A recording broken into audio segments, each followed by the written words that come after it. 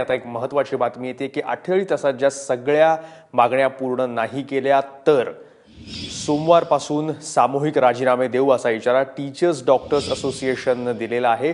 त्याच्यामुळे डॉक्टरांचा संप आणि त्यानंतर राज्यभरातली जी सगळी रुग्णालयांची स्थिती आहे तो प्रकरण अधिकच चिघळत चालण्याची शक्यता आहे। आता टीचर्स डॉक्टर असोसिएशननेही सोमवारपासून सामूहिक राजीनामे देण्याची धमकी सरकारला दिली आहे। मयूर परीख आपल्याबरोबर आहेत। मयूर, जर खरोखर असं 48 तासामध्ये घडलं तर परिस्थिती काय उद्भवेल?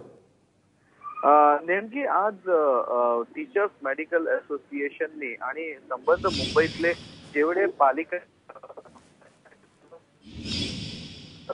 किंवा अर्ध सरकारी रुग्णालय असो सर्वात कॉलेज म्हणजे जे टीचर्स आहे डॉक्टर्स टीचर्स त्यांनी सामूहिकपणे अशी घोषणा केली आहे। त्यांच्या असोसिएशनची आज मीटिंग झाली होती, त्यामध्ये निर्णय घेण्यात आलेला आहे की जर पुढच्या 48 तासात गव्हर्नमेंटने जे काही प्रॉमिस केलं आहे ते दिसलं नाही ग्राउंडवर तर ते सामूहिक राजीनामे सोमवारी सकाळी देणार। नक्कीच तोपर्यंत ते इमर्जन्सी केसेस आणि रेग्युलर केसेसला अटेंड करणार, परंतु त्यांचं असं म्हणणं आहे की जर अशा प्रकारे कोणतीही व्यवस्था करण्यात आलेली नाही तर ते राजीनामा देणार। म्हणजे नेमकी पुढच्या काही काळापर्यंत सरकारवर नक्कीच दबाव असेल, त्यांनी सुरक्षा आता द्यावीच लागणार, नाहीतर हॉस्पिटलमध्ये परिस्थिती वाईट असू शकते।